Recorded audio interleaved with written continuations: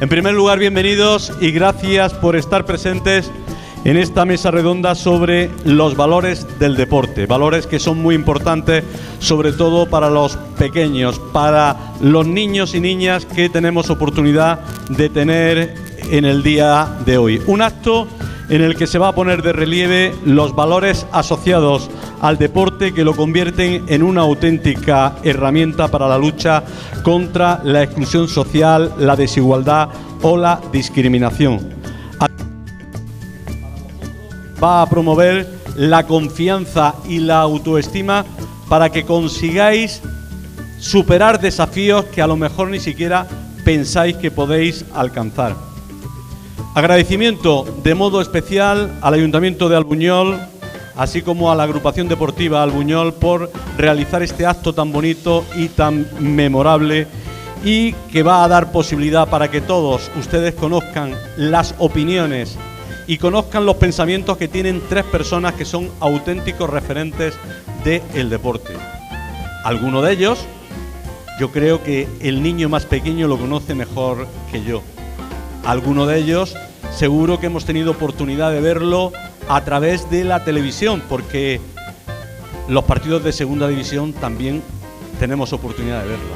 Alguno vamos a tener oportunidad de conocer que estuvo nada más y nada menos que en el Fútbol Club Barcelona, que estuvo jugando vestido de azul y grana. Para los que sean culés, pues dirán muy bien. Para los que sean madridistas, pues dirán, me alegro mejor de que pasara elegido, por ejemplo. Bueno, antes de nada, decirles que yo voy a ser el moderador de esta mesa redonda. Me llamo Pedro Feixas, trabajo en la Radiotelevisión Municipal Motrileña y tengo la oportunidad también de trabajar en información general a través de la agencia EFE. Y voy a intentar poner un poquito en aprietos de vez en cuando a estos tres tertulianos para que, bueno, digan, van a decir cosas interesantes, pero para que digan algunas cosas de las que pues no se atreven a decir. Vamos a comenzar el acto y qué mejor que hacerlo en el día de hoy, ya que estamos en este salón que me ha sorprendido gratamente, con el responsable de deportes del Ayuntamiento de Paco Fernández, que rogamos por favor que suba para que le dé la bienvenida a todos ustedes. Gracias por estar aquí, espero que disfruten y que se lo pasen a las mil maravillas. Bueno, veo, buenas noches ya. Íbamos a empezar por la tarde, pero ya son buenas noches. Hemos tenido un problemilla, pero bueno, solucionado. Gracias a todos por estar aquí. Veo que está lleno, o sea que tenemos ganas de ver la mesa de debate que vamos a tener. Y nada más que decir que desde el Ayuntamiento de Albuñol nos es muy grato tener a José Villalobos como árbitro, a Guillermo, que parece ser, me comentaba, yo no lo conocía, pero me comentaba Valeriano que están activos en fútbol sala y además es psicólogo, y claro, a nuestro jugador que juega en casa, a Carlos Puga. Bueno, ya sin más, os dejo con ellos. Antes, gracias por esas palabras. Sí, este acto se celebra, lo hemos dicho, que se encuentra organizado por el Ayuntamiento de Albuñol, por el área de deportes, por la Concejalía de Deportes y por la Agrupación Deportiva Albuñol. Veo que todos hoy habéis cambiado la camiseta, de esa camiseta verde habéis cambiado a la azul y blanca, a la camiseta del Málaga, no sé por qué será. A lo mejor tenemos aquí a alguien del Málaga, ¿no? ¿Tenemos a alguien del Málaga? Ah, Carlos Puga. Bueno. Pero este acto se celebra también gracias a la colaboración y la ayuda que ha tenido, ahí lo ven ustedes, un banco como es Medio Lanum, un banco dedicado a la inversión, al ahorro, etcétera, etcétera, pero que a mí me gustaría que el representante en toda esta zona, como es José Berenguer, que también está muy bien vinculado al deporte, suba y nos explique un poco, porque yo la verdad que me he quedado un poquito sorprendido. Me he quedado un poquito sorprendido con el apoyo que presta esta empresa. Bueno, te voy a dejar el micrófono, pero me gustaría preguntarte antes de nada. Me gustaría preguntarte, ¿qué prefieres, el deporte o la inversión? Pues es como elegir a tu padre y a tu madre. O sea que me prefiero a los dos, con cariños distintos, pero a los dos. Pues explícanos en qué consiste esta entidad bancaria. Bueno, lo primero de todo, bienvenidos. Gracias por asistir, a pesar de la tarde, a pesar del día que ha hecho.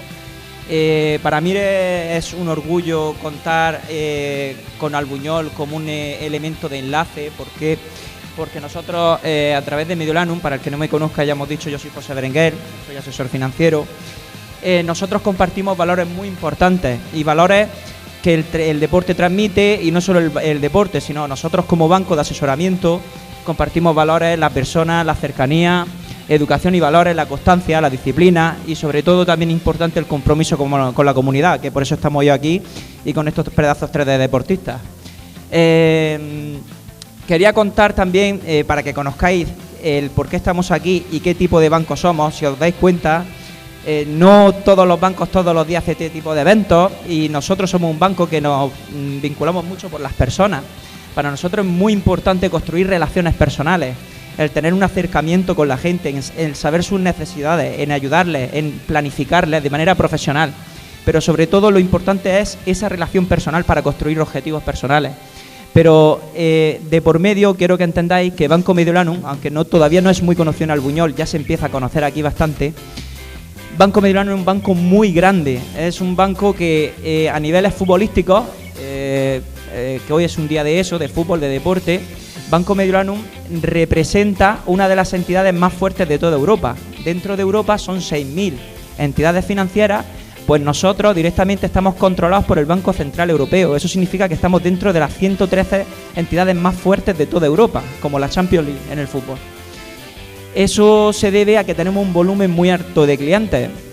En Albuñol estamos creciendo muchísimo con clientes, pero si os dais cuenta no solo estamos en Albuñol, sino que estamos en toda España, estamos en Irlanda, en Italia, con más de 1.900.000 clientes.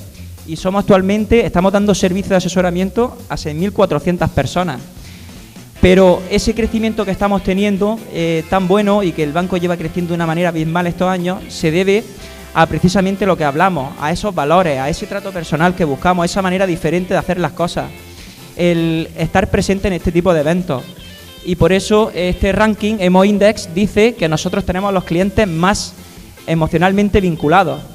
Que alguien me diga entre el público si está emocionalmente vinculado con su banco normalmente o celebra lo contento que está con su banco.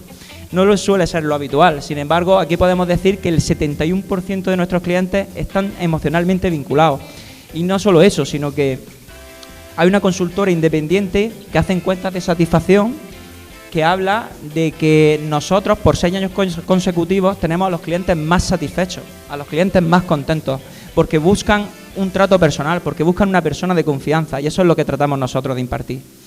¿Y cómo lo hacemos? Pues con unas metas y unos objetivos que no se marca el banco, que se los marcan nuestros clientes.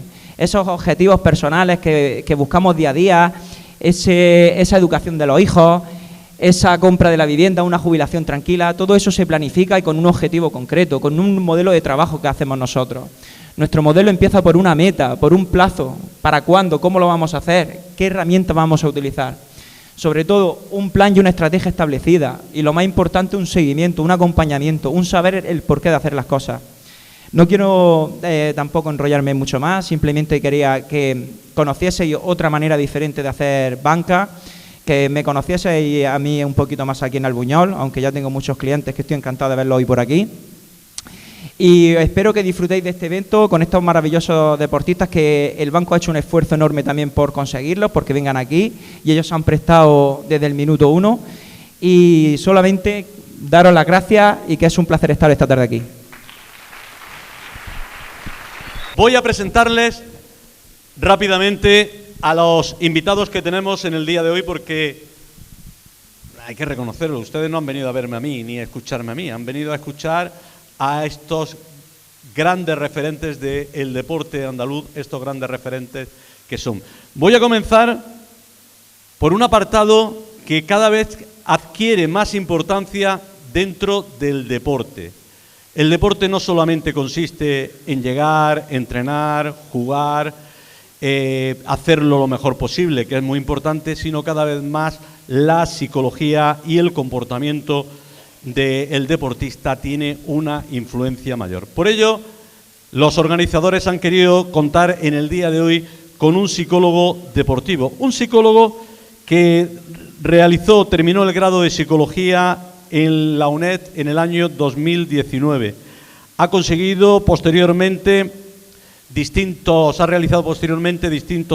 máster, como es experto universitario en psicología del deporte y título de máster en psicología deportiva en los años 2020-2021. Además tiene formación especializada y título de máster prevención en conductas adictivas y drogodependencia, formación, etcétera, etcétera, etcétera. Pero posiblemente lo que a ustedes más le llamen la atención es que este psicólogo es un auténtico ejemplo para todos los niños, porque él ha sido jugador y a la vez ha hecho una carrera universitaria.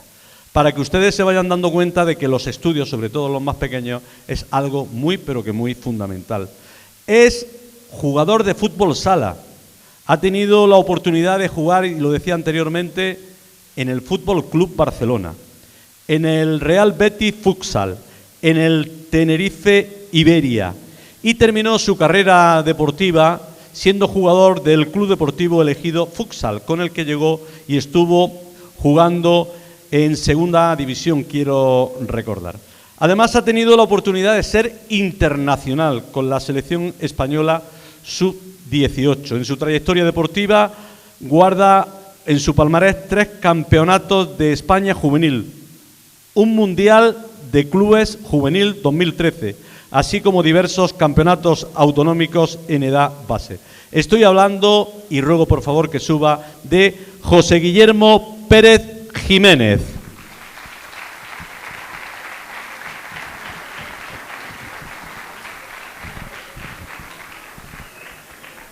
Y a él le dejo elegir, como buen psicólogo, el sitio adecuado y el que más le guste. Te puedes sentar donde quieras.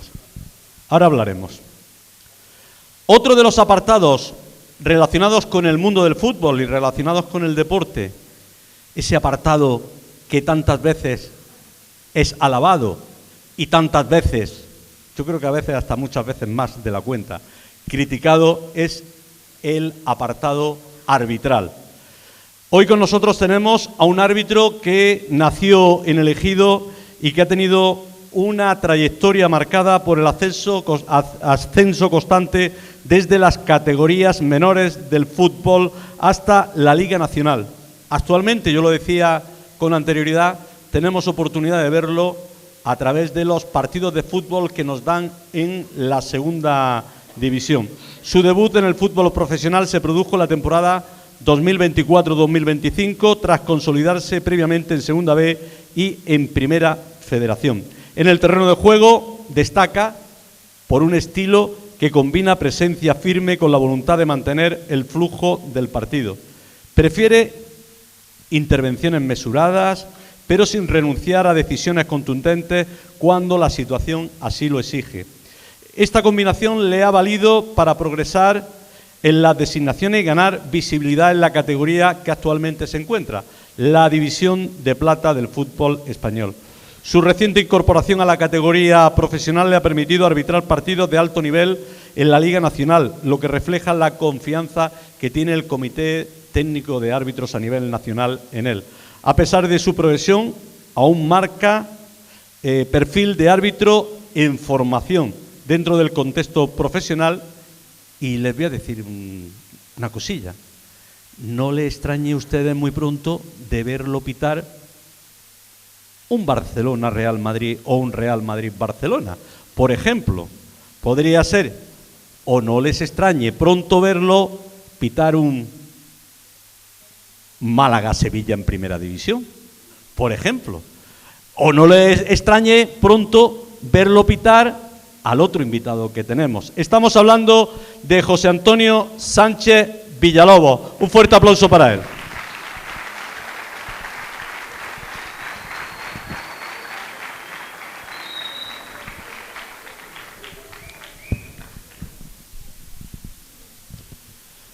Y el tercer invitado, yo creo que me sobraría presentarlo, ¿eh? ¿Quién no lo conoce? Que levante la mano. Allí hay uno que dice que no te conoce. Es el auténtico referente ahora mismo del fútbol de la comarca, de toda la costa. Lógicamente el referente de Albuñol. Yo tuve oportunidad hace unos años, y hemos estado hablando de ello, de entrevistarlo. Yo creo que estaba recién salido de juveniles y vino al Motril y venía como un chaval muy calladito, muy modosito, que no le gustaba el más ruido, que no le gustaba decir nada, y fue ganándose un sitio en ese Motril que jugó la fase de ascenso, en ese Motril que llegó a casi ascender de categoría, y además fue elegido dentro del 11 ideal del grupo noveno de la tercera división esa temporada. Estamos hablando de la temporada, si mal no recuerdo, 2019-2020, que su entrenador era José Manuel García. Actualmente ese entrenador está como técnico en la selección española de fútbol. Es un jugador que empezó jugando en el equipo de su pueblo, en la agrupación deportiva Albuñol. Posteriormente pasó a la Mojonera.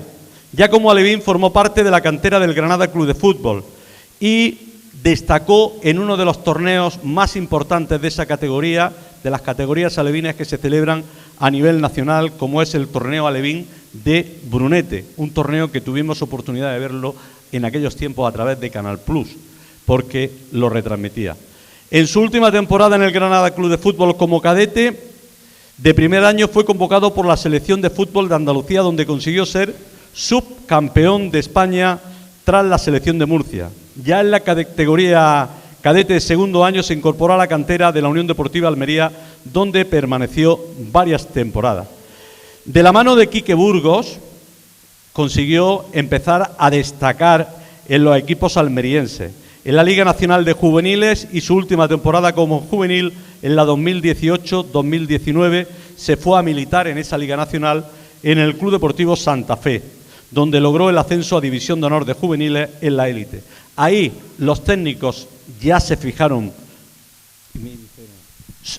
Este es bueno, ¿eh? Este le sabe dar a la pelota. Este corre muy bien la banda y sabe llegar. Y entonces se fue al Motril.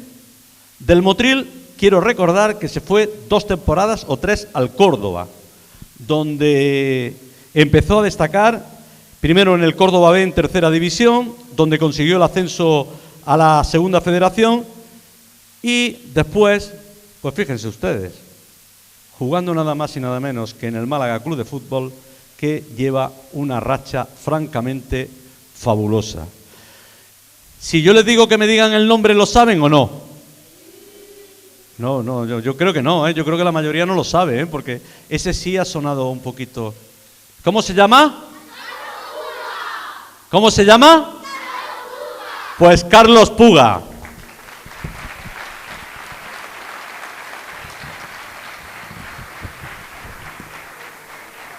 Bueno, pues me han dejado a mí aquí el sitio. El libro lo guardo para leerlo luego, ¿eh?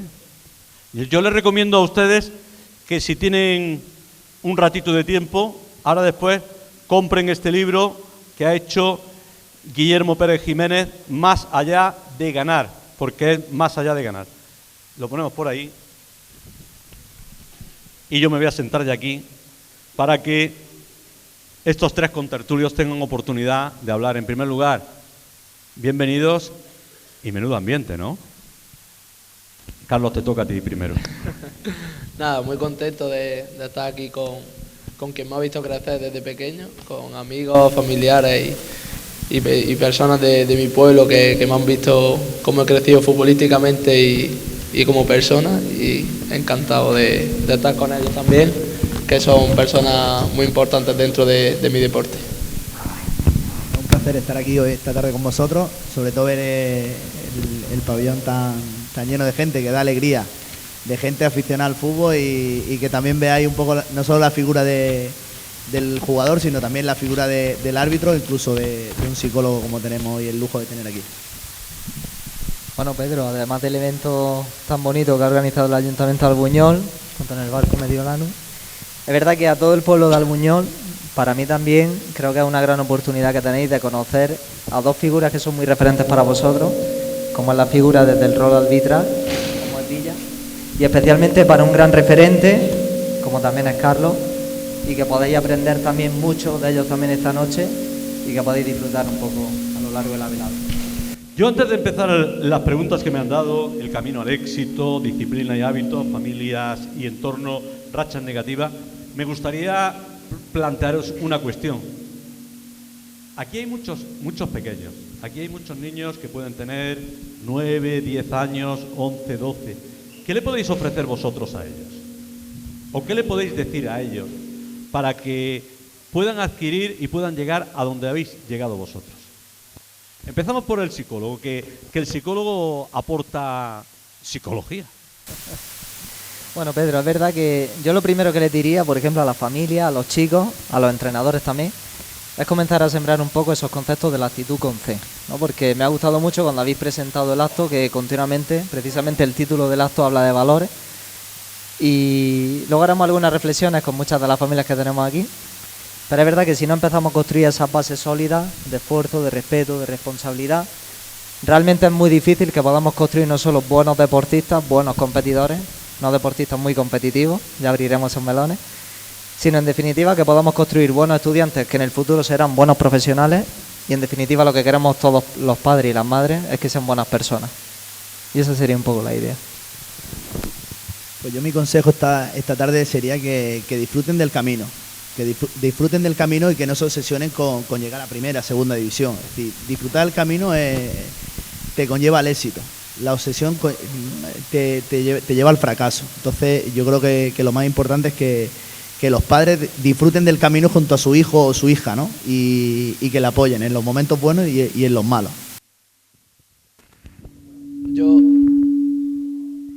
Yo lo que le diría es que sean constantes en lo que se propongan, ya sea en el ámbito de estudios, de deporte y que lo que ellos quieran y lo que quieran conseguir, que se lo marquen como objetivo y que lo consigan o no, ese camino que van a hacer es lo que le va a dar de aprendizaje para después en la vida. Y antes de empezar ese bloque, vosotros dos, que estáis en la misma categoría, ¿habéis tenido oportunidad ya de juntaros en algún momento en un terreno de juego? ¿Le has pitado algún partido? Le hemos hablado ahí cuando hemos llegado y en segunda no, porque creo que ha sido hace poco cuando han sacado que solo pueden arbitrar a equipos andaluces, como a lo mejor Granada, Málaga y eso. Y ahora ya sí puede arbitrarnos, pero antiguamente no se podía, así que si me arbitra espero que me pide un penalti o algo. Pero sí, si me ha arbitrado en Primera Federación esa cuerda, yo es verdad que es muy complicado acordarme y me ha arbitrado contra el Linares en la Rosaleda y en Intercity. Bueno, ya como ha dicho Carlos, este año por la territorialidad ya podemos arbitrar partidos en andaluces en este caso, siempre y cuando sean los dos equipos de segunda división andaluces. Es decir, un Granada Málaga podría arbitrar, en un caso de que fuese Almería Málaga no podría arbitrarlo por ser de la provincia. Sí es verdad que yo cuando vi el cartel siempre recuerdo a los jugadores que arbitro y bueno, cuando lo vi dije perfectamente, me acuerdo del partido de Intercity y luego el día de Málaga, que nos cayó un diluvio y él no se acuerda de mí. Eso es buena señal de que no hemos discutido en un campo, así que mejor. ¿Y era bueno o malo? Es de los buenos, no protesta mucho, por lo menos conmigo, ¿eh? Bien, pues vamos a empezar por los 4. Le he dicho que vamos a tener 4 bloques concretamente. Lo que piensan los niños cuando empiezan a jugar a fútbol es el éxito que van a alcanzar cuando sean mayores y hasta dónde van a llegar. Vamos a hablar sobre el camino que se tiene que seguir para alcanzar ese éxito. Vamos a hablar también de la disciplina y los hábitos que tienen que tener todos los jugadores, las familias los padres, las madres, que son tan importantes en el fútbol. Y por último, las rachas negativas que se tienen también como deportista. Pues vamos a empezar por el primero de los bloques, concretamente Camino al Éxito, y me gustaría saber cuál fue el primer momento en el que sentisteis, vivisteis, notasteis que este deporte que estabais haciendo iba en serio. Empezamos por el árbitro. Bueno, pues yo creo que el primer salto que ya empecé a valorar que el poder llegar al fútbol profesional es hace 12 temporadas cuando ascendí a Segunda División B. Claro, ese ascenso a Segunda División B te daba el privilegio de poder estar de cuarto árbitro en partidos de Primera y Segunda División. Claro, yo tenía 21 años, llega a Segunda B joven, vives la experiencia de ir a partidos como el Camp Nou, Bernabéu, Vicente Calderón, Wanda. He vivido partidos en Primera División que como futbolista creo que no hubiese llegado.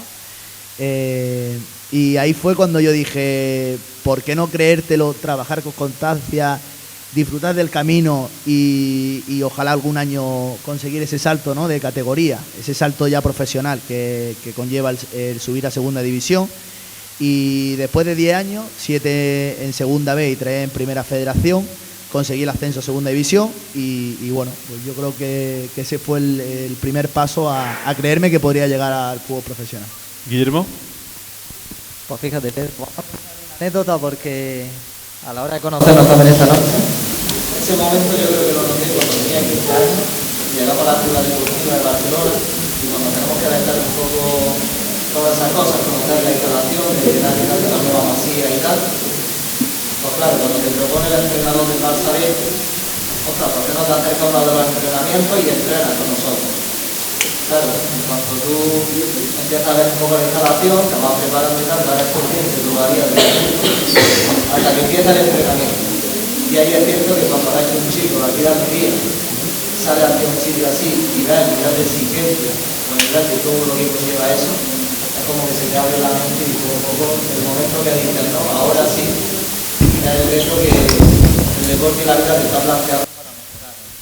Además, cuando llegas allí a la Masía, yo he tenido oportunidad de conocerla porque yo estuve mucho tiempo viviendo en Barcelona y tuve oportunidad de jugar en equipos vinculados al Fútbol Club Barcelona. Cuando tú llegas allí a la Masía y te encuentras esas imágenes, dices, madre mía, esto es otro mundo, ¿eh? Sí, de hecho, a nosotros, claro, viniendo de aquí y sin tener ninguna experiencia previa así, es cierto que todo era muy impactante, ¿no? Muy sorprendente y sobre todo, pues, todo lo que conllevaba, ¿no? Al nivel de lo que decíamos antes, a nivel de responsabilidad, a nivel de que se te abría un mundo por delante, que al final, la suerte que cuando has dicho antes lo del tema de la familia, teníamos la fortuna o la suerte de que dimensionábamos un poco bien eso o el hecho de estar bien acompañados en ese proceso, le intentábamos dar el equilibrio que tenía que darle, ¿no? Es decir, bueno, sí, estamos en una situación o en un momento en un club que más que dejarnos llevar por un pico de euforia era cuestión de darle un poco de equilibrio, de ser consciente de la responsabilidad que tenía, pero de mantener un poco el aterrizaje ahí en el suelo. Carlos, ¿y tú cuándo te das cuenta? Tú te das cuenta cuando levantas el micro y lo pones para el altavoz. No, yo me di cuenta cuando debuté en la Segunda B antigua, que ya no existe, con el Córdoba, que en mi debut hago un penalti y ahí me di cuenta del nivel de exigencia que tenía y en donde estaba, realmente donde estaba, en el club en el que estaba, que era el Córdoba, que tenía una afición detrás. Y ahí fue el primer momento en el que yo me sentí futbolista, de decir, si trabajo y busco el seguir como estoy, puede ser que algún día pues pueda jugar en el fútbol profesional. Además, cuando llegas al Arcángel y ves ese estadio, me imagino que te impresionaría también, igual que a Guillermo le impresionaba la Masía. Bueno, es verdad que es un campo muy bonito, que tengo muy buenos recuerdos ahí, donde estuve 3 años. Y sí, es verdad que Córdoba a día de hoy le toca estar muy muy agradecido por darme la oportunidad que me dio en aquel momento, donde pasé de jugar en tercera división a jugar en primera red, en la nueva segunda vez, y donde he crecido futbolísticamente hasta donde estoy ahora. ¿Y cómo ha sido ese camino? Para mí muy bonito, porque ahora lo recuerdo como algo que he vivido y que es complicado de que vuelva a vivir, pero en aquel entonces te evades un poco de donde estás, no eres consciente de lo que acarrea ser futbolista de un club así.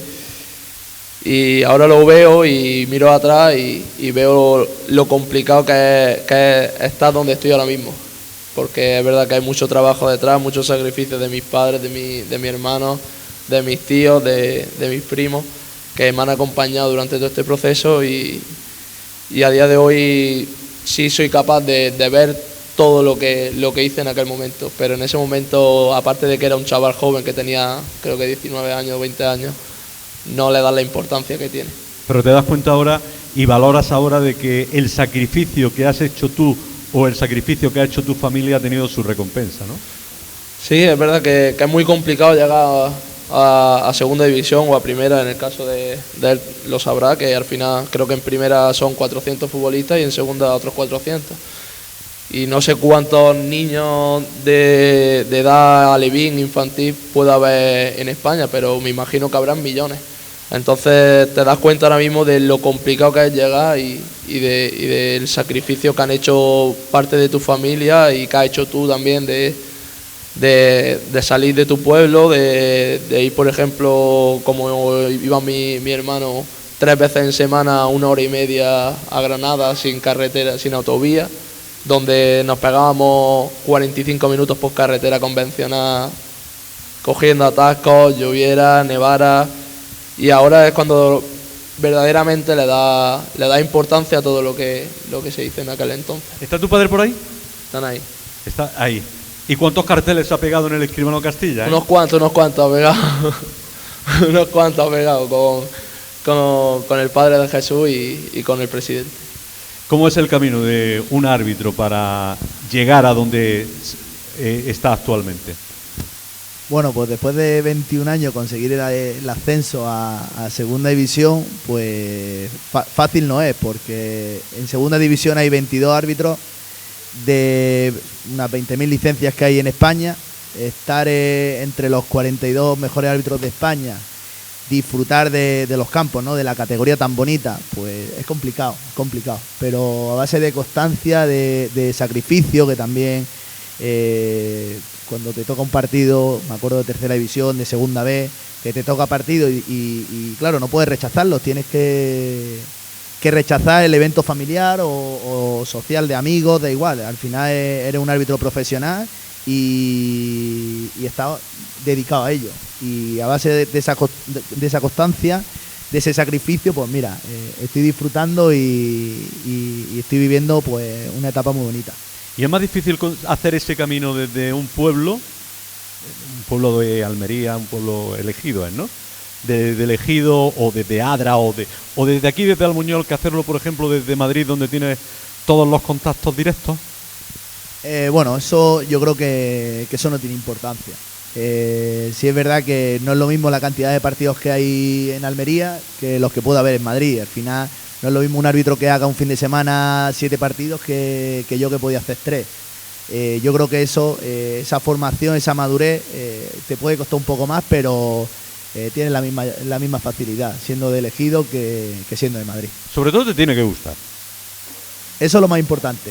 Te tiene que gustar y sobre todo yo creo que dedicarle tiempo, esa constancia, esa profesionalidad, sin llegar a ser profesional, creerte que algún día pues podías llegar a ello.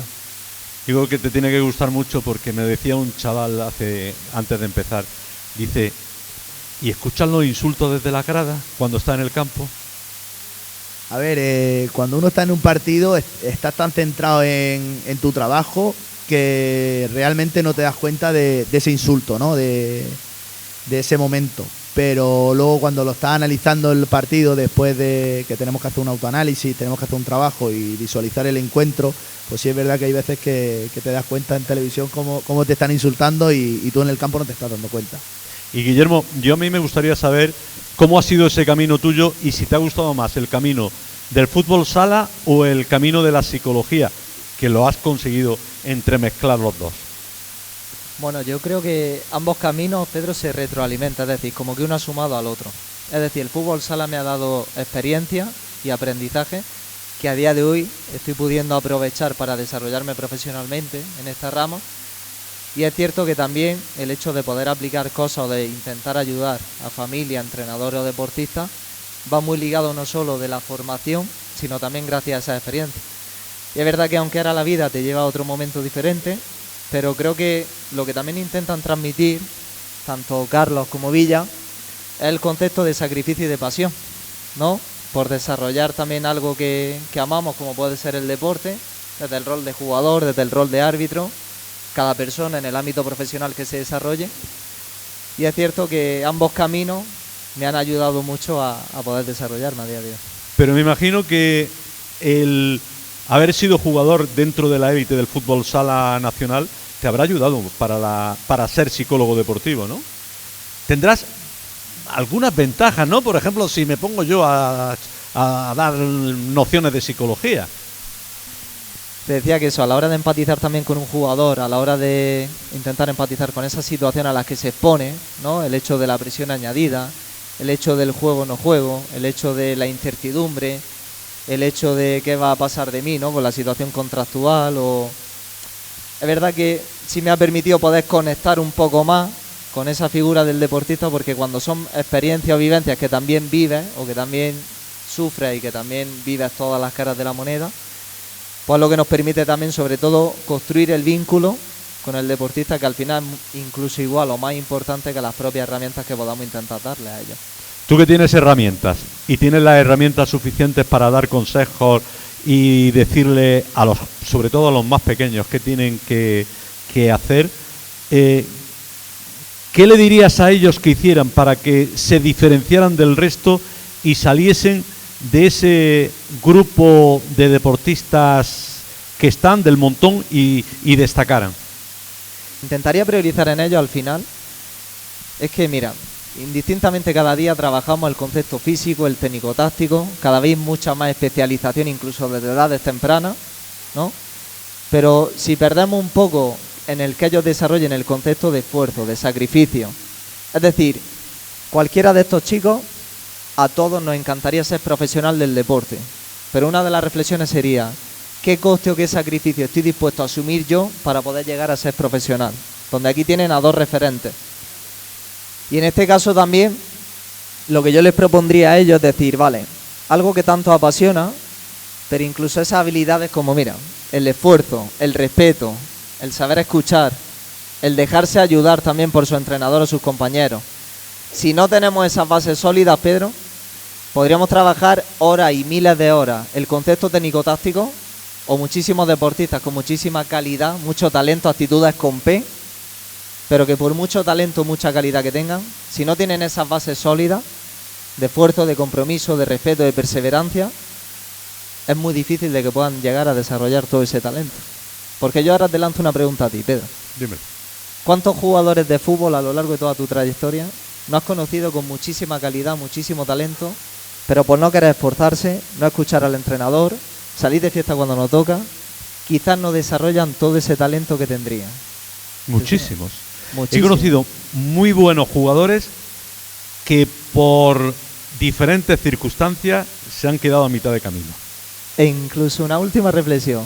Por ejemplo, nuestra familia. Esta pregunta luego se ríen, ¿no? La familia de ti. ¿Cuántas veces nos decimos, es que mi hijo o mi hija en los estudios tenía mucha cabeza, pero como no le daba la gana? ¿Pasa o no pasa, familia?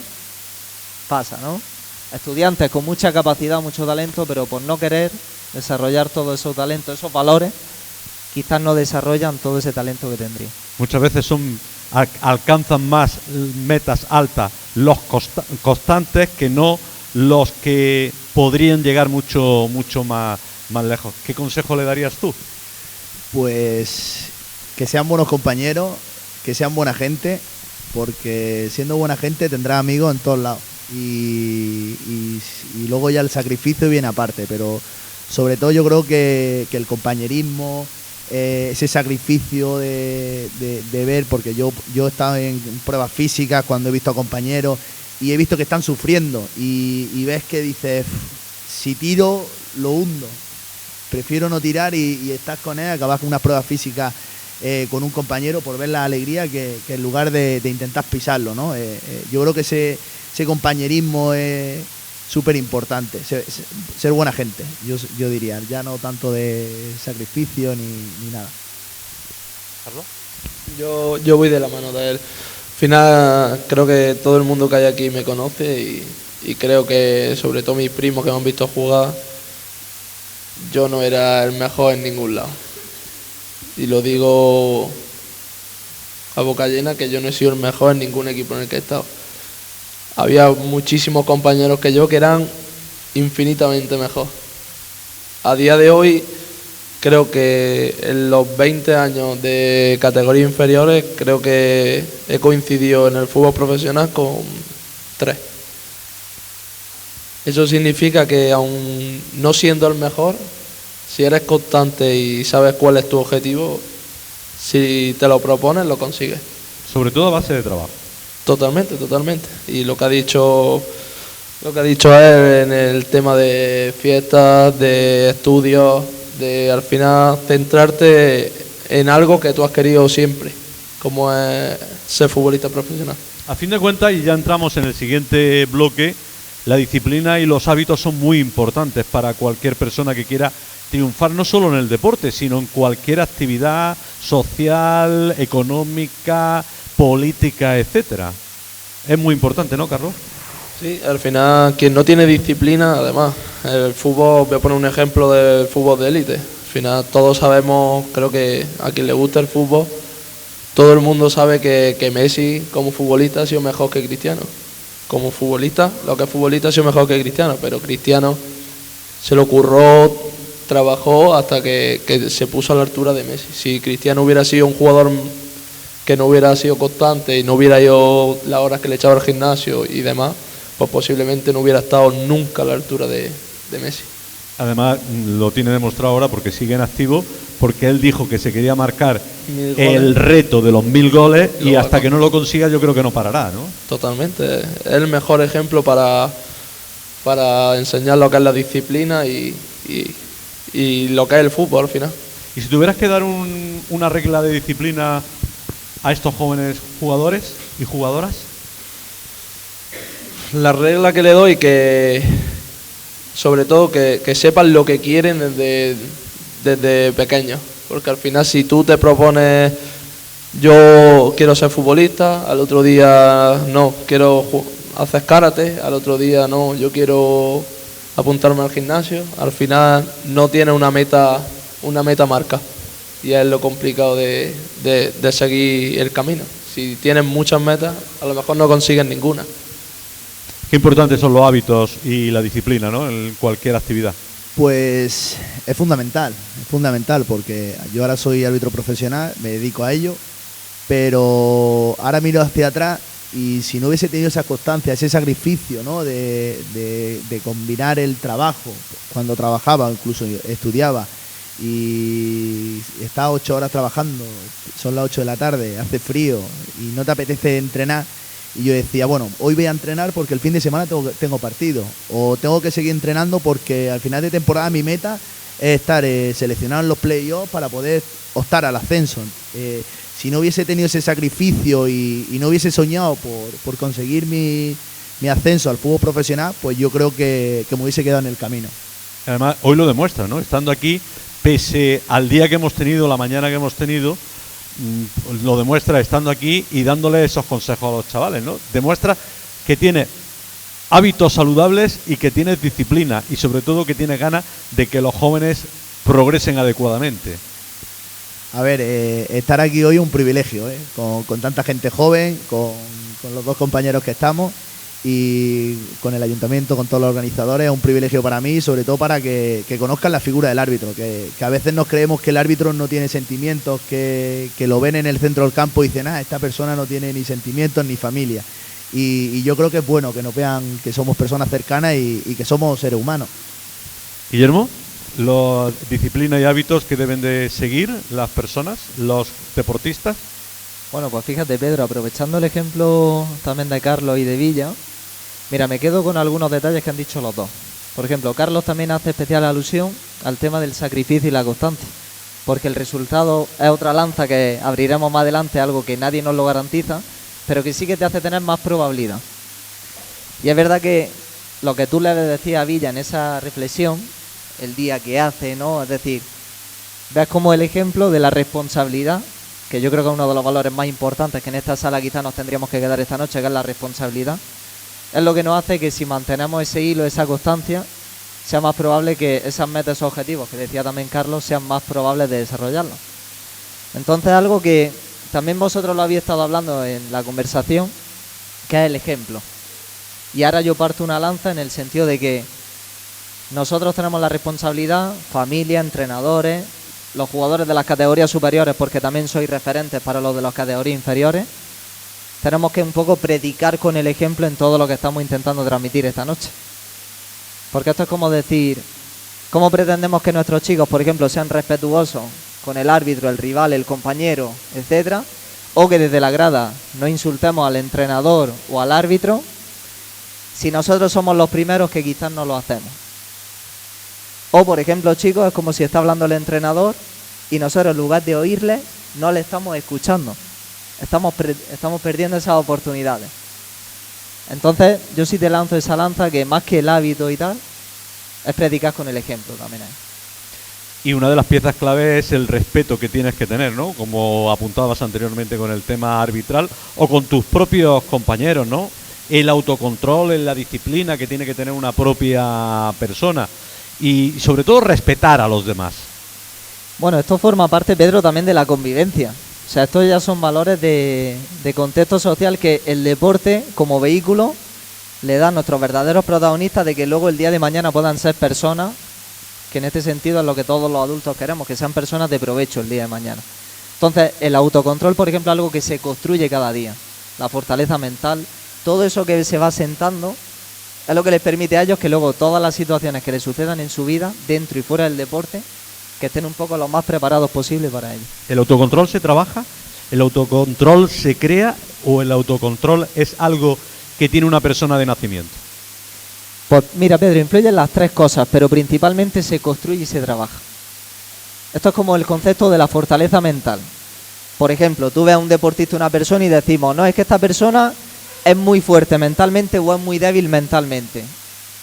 Ya, pero ¿qué es ser fuerte mentalmente o débil mentalmente? Porque a veces una persona que parece ser muy fuerte mentalmente viene muy camuflado de falsa confianza y de expectativa.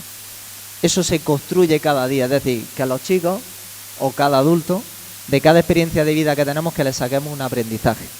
Entonces el autocontrol se construye y siempre tenemos oportunidades cada día, menor y adulto, de seguir mejorándolo. Y yo me imagino que vosotros en el campo lo primero que les pedís a los jugadores es respeto. Que os respeten igual que vosotros respetáis a los demás. Y que no solamente os respeten a vosotros, sino que respeten a sus propios compañeros y al contrario, ¿no? Sí, al final lo primero que pedimos es que haya respeto, no solo hacia la figura arbitral, sino también para los propios compañeros, incluso rivales. Si no tienes respeto ante un rival, ya sabes lo que conlleva incluso a un compañero, que te pueden expulsar. No nos olvidemos que cuando no hay respeto hacia un compañero, hacia el equipo arbitral o hacia un adversario, pues es tarjeta roja. Entonces nosotros intentamos inculcar eso, ¿no? Por supuesto que si yo quiero que me respeten, yo tengo que respetar, porque si yo a la hora de dirigirme a un jugador yo voy gritándole con un tono amenazante, ¿no? Pues yo creo que nadie podría respetarme. Entonces yo creo que todo eso es muy importante. Además se consiguen más cosas respetando a los demás o respetándote a ti mismo que no haciendo el loco. Totalmente. Yo creo que no es lo mismo que yo a Carlos le dé un mensaje en un tono adecuado, sin gestos, sin aspavientos, que yo vaya corriendo con los brazos en alto. Es decir, yo creo que el mensaje no lo captaría igual. Entonces es importante a la hora de no solo el gesto verbal, sino los gestos no verbales. ¿Carlos? Yo antes lo he hablado con él de un compañero suyo, que al final son en el campo estamos a 1000 revoluciones y al final yo por ejemplo soy muy expresivo, levanto muchísimo los brazos, me tiro para él a protestarle, y es verdad que es lo que él dice, que cuando un árbitro va desde la tranquilidad y te explica la situación o te explica por qué ha pitado falta o por qué ha echado amarilla o tal, dice bueno, me ha dado una explicación, pero cuando va y a lo mejor te dice fuera, amarilla, entonces te vas como diciendo este tío es un capullo. Y si te va como a lo mejor, como él dice, del respeto, he pitado esto porque me ha parecido falta, te lo tomas de una manera correcta. ¿Has perdido muchas veces el control en un partido de fútbol? A nivel profesional no. Mis primos que me conocen, pues cada vez que iba a jugar con ellos, porque no me gustaba perder ni a las canicas, eso sí es verdad. Al final cuando llega el fútbol profesional te exigen algo que ya lo tienes que traer, que es respeto, el que no puedes, al final el respeto de no expulsarte, porque es respeto hacia tus compañeros de a lo mejor perder un partido, y de no faltar el respeto a ellos, que van a tener que correr más siendo un jugador menos dentro del campo. Al final eso ya lo tienes cuando llega a esas categorías, pero bueno, pues de pequeño pues me habrán visto irme llorando, pegándole patadas a todo el mundo y cabrearme con todo el mundo. Se pierden muchas veces los papeles los jugadores. Cuando pierden los papeles los jugadores, ¿vosotros qué hacéis? ¿Decís 1, 2, 3 y ahora le digo lo que sea? ¿O reaccionáis rápidamente? A ver, Depende. El respeto hay que tenerlo. Una falta de respeto no cuenta. Ni a 3 ni a 10. Es decir, una falta de respeto yo creo que no se puede permitir y hay que tomar medidas disciplinarias. Ahora que hay aquí tanta gente joven, ¿no? Tanto jugador que seguramente estéis en alevines, en benjamines, y yo como figura arbitral os daría un consejo. Creo que el protestar no os va a dar nada. No va a dar nada. Lo único que os puede generar es una amonestación, que luego tengáis que hacer una falta y os tengáis que ir a la calle. Y no es que dejáis al equipo con un jugador menos, es que la semana que viene no va a jugar. Entonces yo creo que tenéis que tener ese aprendizaje de a mí, ¿qué me aporta el protestar? Nada, me aporta una tarjeta amarilla. ¿Para qué voy a protestar? Respeto. Cuando acabe el partido se acerca al árbitro, se le pregunta, porque el árbitro como persona, y me gusta ver a gente del gremio joven que hoy seguramente aprenderá mucho. Yo creo que el árbitro es una persona y sobre todo cuando todo el mundo estamos calmados, nosotros como personas atendemos a la gente. Si alguien me viene con las pulsaciones elevadas, yo no voy a atender a nadie, porque sé que no me va a escuchar, que es lo único que quiere escuchar lo suyo. Entonces, si vas como una persona normal y preguntas, yo te voy a responder. Me hace gracia cuando dicen, no, es que nadie habla. No, también tienes que entender el momento del partido. Ese momento donde vosotros sois 11, el árbitro ahora mismo solo hay uno en el campo, no vas tú solo, sino que vais 5. Entonces, si tú a los 5 te pones a darle explicaciones, creo que no se reanuda el partido. Si tú luego, a lo largo del partido, le dices a X, no vamos a dar nombre, X, ¿por qué has pitado esto? Yo sé que X te va a responder como persona. Pero si en el momento de la falta vais, no 5, vais 7, a dar explicaciones a 7 tenemos un problema. Porque aparte no son 7, son 7 fieras que vienen con gestos, con voces y que a veces vais con la moto arrancada. Además, yo me imagino, y es una idea mía, no digo que ocurra, si te viene un jugador, 2 jugadores, 3 jugadores, a protestar una decisión que tú la hayas podido tener acertada o desacertada, porque también ser persona se puede cometer fallos. Si a ti te viene de malos modos, tú dices, me fijo en la matrícula de este coche, que a la próxima me va a pasar como la Guardia Civil. Cuando venga, le va a caer la multa. No, eso nada, eso no, porque al final es complicar un partido, ¿no? Es verdad que ahora con el protocolo que hay de capitanes, ahora es muy fácil. El protocolo es claro, el capitán es la única persona con la que puede hablar el árbitro, y todo el que llegue allí y se acerque de mala manera ya sabe lo que tiene una recompensa, que es una amarilla, una amonestación. Entonces yo creo que ahora ese respeto desde el pasado mundial, ¿no? Yo creo que se está dando mucho más. Y es verdad que los jugadores profesionales En el fútbol base, yo que cuando tengo el fin de semana libre me gusta siempre ver algún partido, es más complicado ver ese respeto en el fútbol base, no solo en el campo, no solo en las áreas técnicas, sino aquí ahora aprovecho que hay muchos padres, la grada. Entonces es complicado, ¿no? Es complicado. Si os parece, vamos a hablar de eso ahora.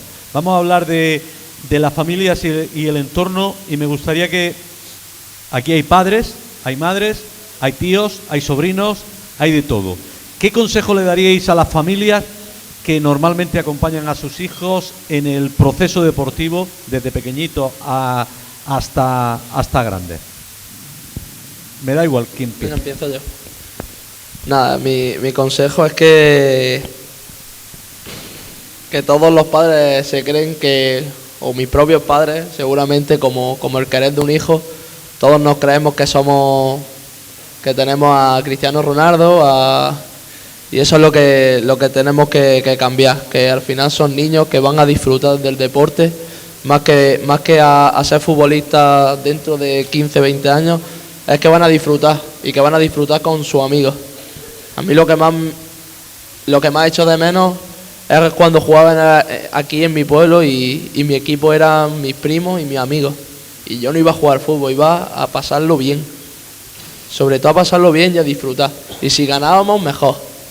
Y veníamos en el autobús cantando y riéndonos. Pero sobre todo era ir a echar un rato con los amigos que vi en el colegio, por las tardes, y que son a día de hoy amigos que todavía tengo. Eso es lo que yo le diría, que al final que no vean el fútbol como una competición, sino que lo vean como un aprendizaje para su hijo. Pues yo estoy en tu línea. Yo creo que lo más importante de los padres es que lo apoyen, pero que lo apoyen a que disfrute, sin obsesión.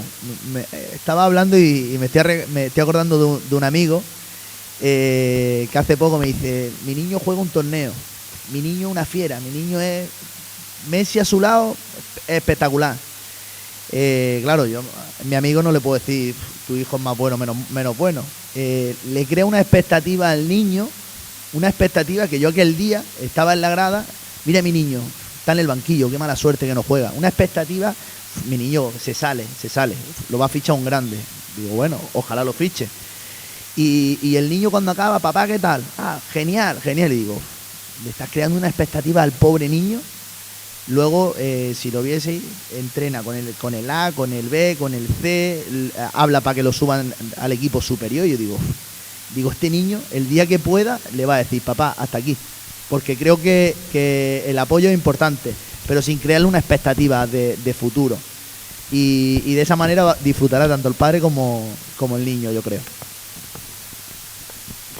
Pues fíjate, Pedro, me ha gustado mucho tanto la reflexión de Carlos como la de Villa. Y vamos a hacer un puzzle, fíjate, porque aquí hablamos nosotros solos, pero para mí los protagonistas también son todas las personas que están ahí. Fijaros, padre, futuro padre. Mi compañera con el jersey o con la chaqueta roja, ¿cómo es su nombre? Sí. ¿Marti? Vale, vamos a hacer una reflexión, Marti.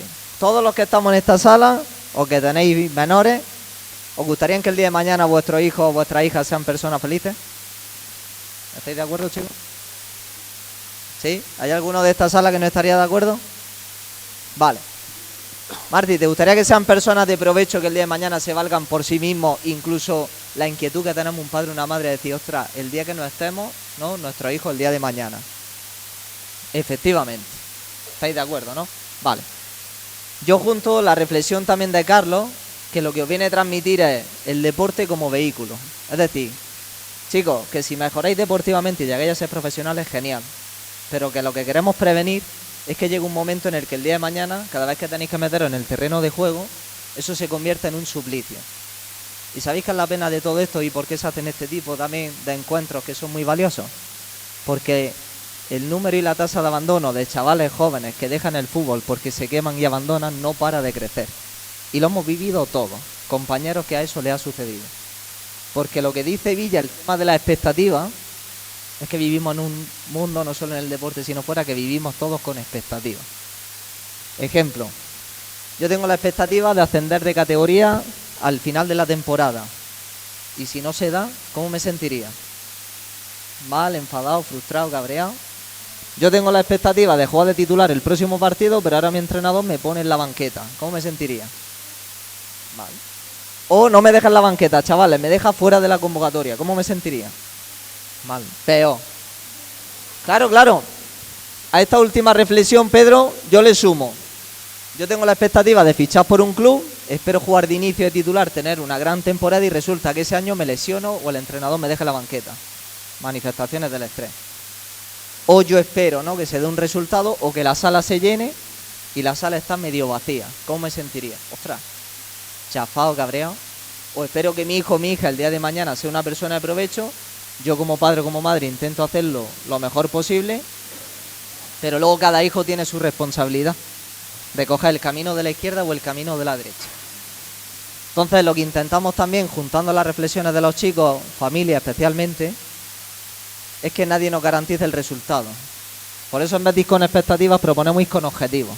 ¿Cuál es nuestro objetivo de resultado? Como diría mi familiar, que mi hijo el día de mañana sea una persona de provecho, ganar el próximo partido, etcétera.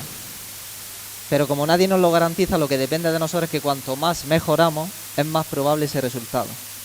Todo lo que estamos hablando esta noche es que cuando llega un deportista, más se esfuerza, es constante, se sacrifica, escucha al entrenador, mejora, está más preparado para cuando le toca jugar. Un equipo cuanto mejor se prepara es más probable de que gane el fin de semana, la racha del Málaga a los 9 últimos partidos, pero que nadie se lo garantiza. Ahora, ¿qué sucede con esto? Que las familias somos los principales modelos a seguir de un menor, porque somos sus familiares, son nuestros hijos. Los entrenadores también son sus modelos a seguir. Entonces por eso decíamos lo de predicar con el ejemplo. Porque los principales modelos de los chicos realmente somos nosotros, la familia, los entrenadores y especialmente sus referentes. Sí, pero es lo que decías. Ahora llegan, los niños van cumpliendo esas referencias, van cumpliendo esos objetivos que tú a nivel personal te marcas como jugador. Yo quiero sobre todo disfrutar, pasármelo bien, y llega el padre que está en el graderío y dice que mi niño no está jugando bien, que mi niño tiene que marcar goles, que mi niño no sé qué, que mi niño no sé cuánto. Y el problema no es que mi niño, el problema es que lo escuche su niño. Bueno, ese es el claro concepto de presión añadida, que es lo que hace que sea muy probable de que llegue un deportista que se sature, se queme y abandone. Y pasa con menores y adultos, Pedro. Y muchas veces ha habido buenos deportistas que podrían haber llegado muy, pero que muy lejos, y no han sabido soportar esa presión que le mete su propia familia. Así es. Y ahora viene otra presión más fuerte, porque ahora tenemos la presión de los padres, la presión de las madres, la presión del tío, la presión de la presión de las redes sociales, que te ponen a parir cuando menos te das cuenta. ¿Cómo podemos soportar esa presión y qué tenemos que hacer ante las expectativas que nos crean en el entorno y las expectativas que nos echan abajo las redes sociales? Psicólogo. ¿Sí? ¿Otro marro? Bueno, es verdad que... Es que a fin de cuentas eso es más parte de psicología que... Bueno, es cierto que, por ejemplo, los árbitros, los jugadores profesionales están expuestos a eso, a la opinión pública, a la crítica, y eso forma parte de lo que no podemos controlar. Lo mismo que no podemos controlar si esta noche vuelve a llover, o no puedo controlar las decisiones del árbitro, o no puedo controlar si mi entrenador me pone de lateral o de extremo. No podemos controlar que a la mínima de cambio nos van a criticar o en las redes sociales nos van a apretar. Lo que depende de nosotros un poco es trabajar ese concepto, esas fortalezas, esas habilidades, para que eso no nos condicione tanto dentro como fuera del terreno de juego. Por eso decíamos que todas las variables que antes, autocontrol, la concentración, nivel de activación, se intenta entrenar y trabajar, porque claro que va a influir, pero tenemos que intentar que para el profesional, el árbitro y el jugador, o los entrenadores, que no les condicione en su rendimiento o en la toma de decisión. ¿Y cómo gestiona un árbitro la presión que existe por una propia competición, por las redes sociales y por como decía antes nuestro psicólogo, las expectativas que se crea en el propio entorno? Pues mira, voy a contar una anécdota que me pasó el año pasado. El año pasado tuve un mal partido y yo tenía mi perfil de Instagram, no lo usaba mucho, pero lo tenía. Y recibí mensajes recibí mensajes y tomé una decisión en mi vida, que dije, todo lo que no suma, fuera de ello. Y desde entonces no tengo redes sociales, vivo súper bien, la verdad, porque todo el que quiere saber algo de mí me llama o que me escriba un WhatsApp y ya le responderé. Entonces, creo que las redes sociales, para tema arbitral, no nos suma nada. Tiene que ser muy duro, ¿eh? Y luego, ya te digo, después de aquel partido, dije hasta aquí y no la echo de menos. A fin de cuentas es que las redes sociales tienen un problema añadido, sobre todo para vosotros, y es que se esconden en el teórico anonimato de una persona que piensa que no van a averiguar quién es. Sí, no, yo bueno, recibí mensajes que a día de hoy ni leí, porque cuando vi que me llegaban a la bandeja esta de no deseado, yo dije, bueno, pues como sé que no son de mi gente, pues hasta aquí. Y al día después creo que tomé esa decisión de cerrar las redes sociales. Y ya te digo, a día de hoy vivo muy a gusto y no la echo de menos. Carlos, ¿y tú vives a gusto? Primero, ¿tienes redes sociales o no? No. Te iba a decir que le dijera a ellos cuál era tu Instagram, tu Facebook o tu No, Twitter. Mi Facebook sí tengo Facebook, pero lo lleva mi madre. Imagínate lo ¿Y usted es la que contesta al Facebook? Diciendo que es su hijo, ¿eh? Pues imagínate que le puso a mi cuñada, que va guapísima. Imagínate la gente cuando diría, no vea el cuñado, diciéndole que guapa Yo no tengo, la verdad. Me lo quité hace 2 años por un tema también parecido al de él. En el Córdoba, donde iba a salir y la gente no se creía que estaba lesionado. Y me llegaban todos los días muchos mensajes por Twitter, por Instagram. No podía, entre comillas, ni salir a la calle porque quien me conociera me decía rata y cosas así, que aún me lo siguen diciendo. Y bueno, opté por cerrarme las redes sociales y como él dice, estoy encantado de la vida. No tengo necesidad. Además, yo te le diría a los jóvenes, sobre todo, que piensen que las redes sociales, muchas de las cosas que hay en las redes sociales son pura mentira, porque se esconden en el anonimato. Se vive mejor sin redes sociales, te lo aseguro. Y que al final... Se vive mejor, ¿verdad? Totalmente. Y que al final lo que mostramos en redes sociales no va a mostrar ni lo feo que eres, ni lo mal que vives. Al final lo que muestra, entre comillas, es una gran mentira de lo que tú eres. Al final, a través de una pantalla, lo vemos en la televisión, en los móviles, en las redes sociales, y al final lo que muestra es, entre comillas, todo es mentira. Carlos, hablaba hace un momento de que tuviste un problema con las redes sociales a consecuencia de una lesión, y me imagino que también a consecuencia de cuando uno tiene una mala racha, porque todo el mundo puede tener su buena o su mala racha, tanto en la parte negativa como en la parte positiva. ¿Cómo soportas tú esa tensión? ¿Cómo lo llevas? ¿Y cómo intentas cambiar la dinámica cuando tienes una mala racha, por ejemplo? También la dinámica se cambia trabajando. Eso tengo claro, que él pensará como yo y que no hay otro camino que cuando peor te va, trabajar. Yo tuve una mala racha que fue en el Athletic. Creo que lo mismo que ahora llevo 13 partidos sin perder, en el Athletic no ganaba uno. Venía de 6 meses o 7 meses de pubalgia, sin tocar un balón. Y esa mala racha al final se cambia trabajando, haciendo prevención de lesiones, yendo al gimnasio, entrenando más fuerte de lo que estaba haciéndolo, porque al final eso no va a cambiar de un día para otro. Al final eso lo tienes que ir cambiando tú poco a poco. Y el tema de las malas rachas, creo que también hay que tener suerte o trabajarlo. Sobre todo es que es trabajar. Si las malas rachas o las buenas rachas vienen según lo trabajes. Pues a ver, cuando llega una mala racha, sobre todo nosotros que no arbitramos todos los fines de semana, yo lo que intento, primero trabajo más todavía. Y sí es verdad que intento desconectar un poco del arbitraje, porque cuando uno está tan obsesionado y crees que estás tan bien, estás ciego, no ves la realidad. Entonces cuando desconecto un poco, aprovecho con la familia, hago mis planes, no veo fútbol y luego vuelvo a conectar. Entonces ya cuando vuelvo a conectar, analizo el partido, veo qué es lo que tiene recorrido de mejora, porque en el momento no te das cuenta de dónde puede venir el error.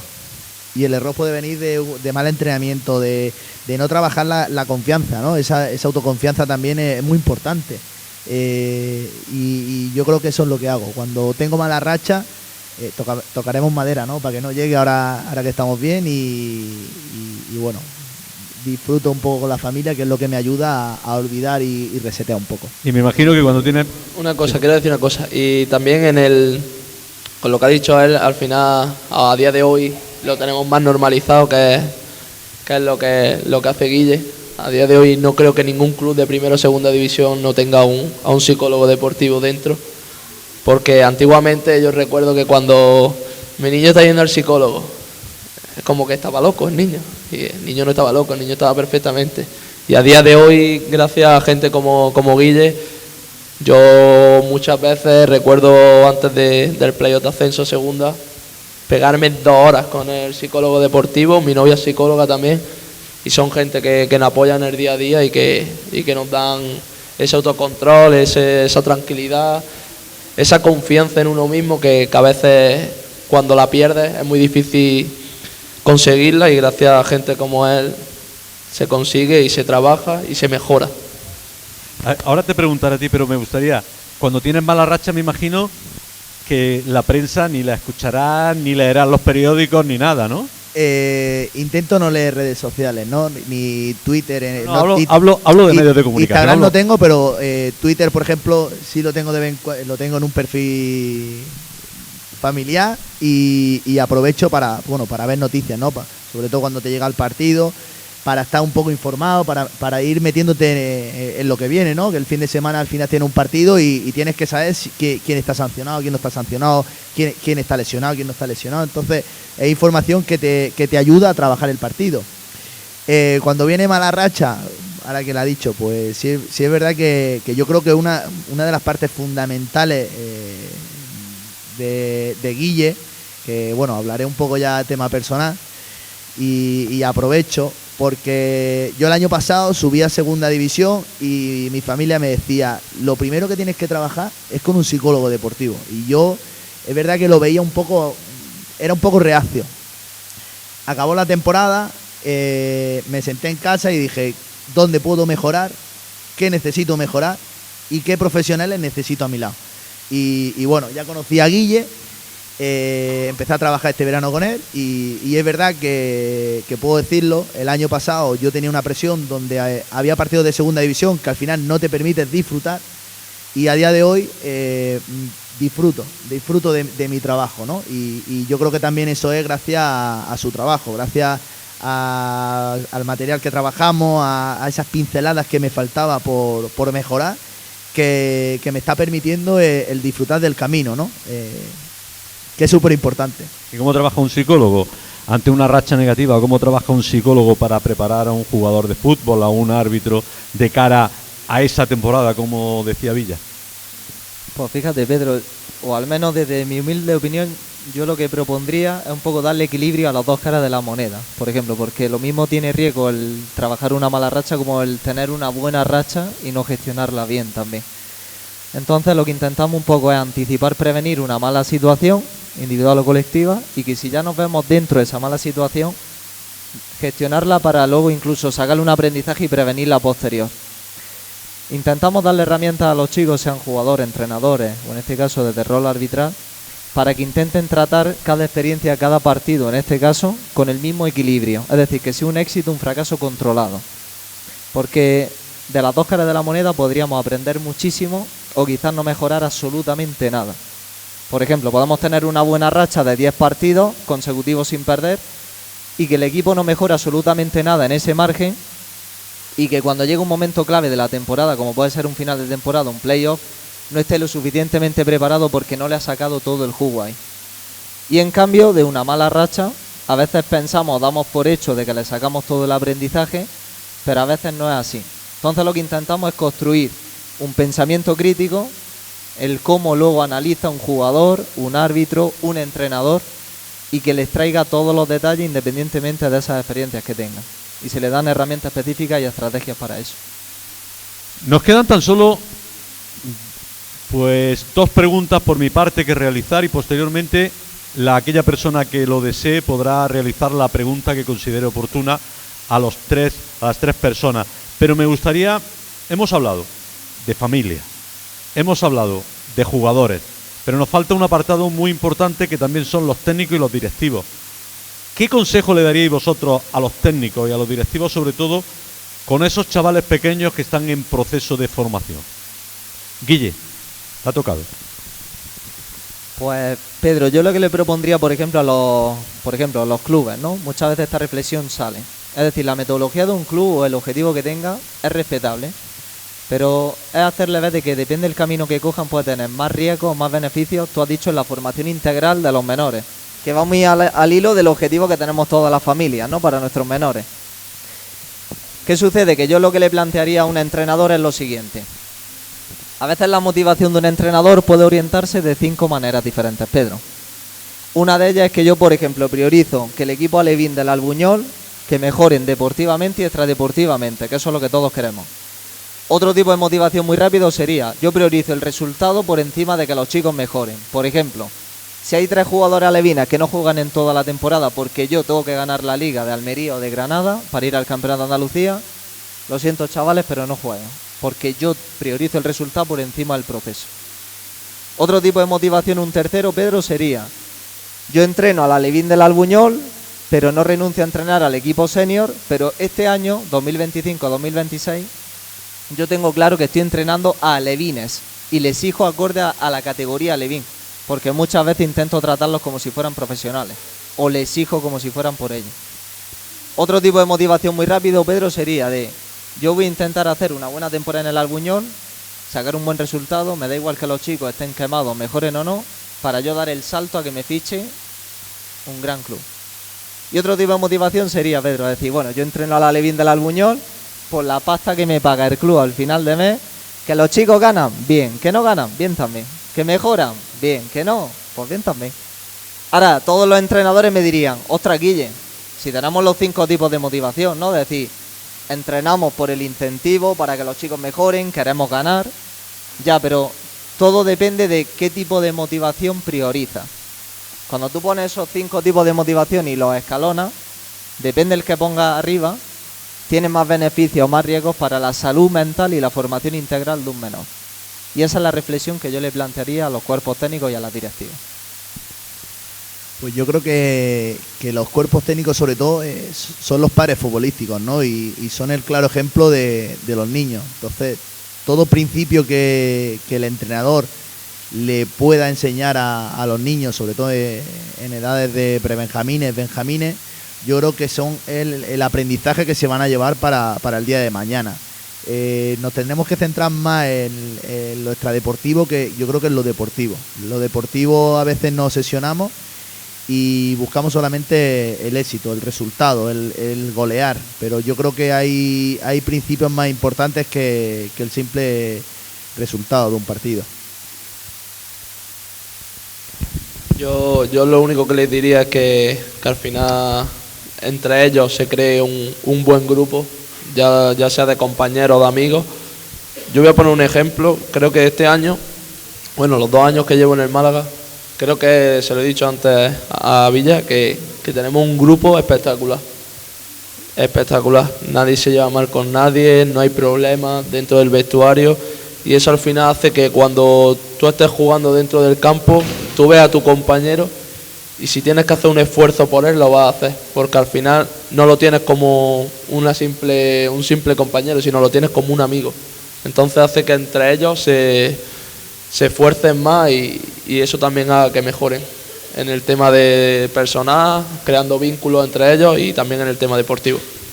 Y a mí me gustaría terminar con una pregunta para los 3. Estamos en una mesa redonda sobre los valores en el deporte. ¿Qué valores son los que vosotros destacaríais que deben de tener cualquier niño o niña que empiece a jugar a fútbol, que esté en proceso de formación o que ya haya llegado a profesionalización? Yo diría que el principal es que quiera aprender y sobre todo que le guste lo que hace. Si no te gusta lo que haces, a lo mejor no es lo que tienes que lo que quiere hacer en un futuro, pero sobre todo que quiera aprender, porque eso le va a hacer que mejoren día a día y que cada vez vean el fútbol o el karate o lo que hagan como un modelo de vida en el futuro. Yo me iría al respeto y al compañerismo. Yo creo que es fundamental, ¿no? Lo que estaba hablando del vestuario. O yo, por ejemplo, en mi caso, en el colegio de árbitros de Ejido, pues imaginaros, yo estoy en segunda división, hay un compañero que está en segunda red, tercera división, muchos niños provinciales, muchos niños que empiezan desde pequeños. Y uno de las cosas que destacan, sobre todo los padres, cuando entra un niño o una niña con 12 años y los adultos, ¿no? La vieja escuela ya que pasa a formar, vamos ese fin de semana que tenemos libre a acompañar a los niños, o el niño el sábado por la mañana a las 9 de la mañana te llama: oye Villa, tengo un problema, y nosotros ayudamos a los pequeños, y es verdad que los padres es una de las cosas que más destacan, que dice: ¿cómo puede ser que tú estés en Gijón y que estés respondiendo a mi hijo, o que estés en Bilbao y que estés respondiendo a mi hijo? Entonces yo creo que ese respeto, ese compañerismo es fundamental para que todo vaya mejorando. Pues fíjate, Pedro, yo lo estaba pensando, y también con lo que han dicho Carlos y Villa, es verdad que quedarte solo con algunos valores sería muy difícil, porque al final todo suma. Es decir, mira, para terminar, vivimos en un contexto en el que el valor de la perseverancia, no rendirse cuando surgen dificultades, es cada vez más difícil encontrarlo, porque a la mínima de cambio lo dejo y abandono. Y por ejemplo, todos los chicos que tenéis aquí a vuestros referentes, tenéis que ver cómo ellos, por ejemplo, a lo largo de sus trayectorias, no todo ha sido lineal. Han tenido muchos momentos de dificultad donde las cosas no salían. Lesiones, actuaciones que no salen las cosas muy claras, pero no dejaron de perseverar, no se rindieron. Otro de los valores, Pedro, que más nos cuesta encontrar es el tema del esfuerzo, el respeto, el compañerismo, pero yo me quedaría principalmente con dos. Uno es el de la responsabilidad. ¿Por qué? Porque hay un contravalor que muchas veces, y es que en lugar de responsabilidad hablamos de culpa. No, la culpa es del árbitro, la culpa es del jugador que se ha comido la espalda o que no la ha metido, la culpa es del entrenador, la culpa es de la familia. La culpa destruye equipos deportivos, equipos de trabajo, vínculos entre familias. En cambio, la responsabilidad un poco yo creo que es el primer paso para crecer. Porque el valor que queremos construir en ellos, siguiendo el hilo de nuestra familia, es la resiliencia, que es un valor que es cómo fortalecernos ante dificultades. Porque a lo largo de la vida y del deporte van a haber dificultades y van a haber problemas. Y van a haber situaciones que las cosas no van a salir como nos gustaría, vamos a tener situaciones desagradables, vamos a tener pérdidas de seres queridos y vamos a tener que seguir adelante. Y el deporte como vehículo al final nos da eso. Por eso tenemos a referentes aquí, para que puedan ayudar a los verdaderos protagonistas.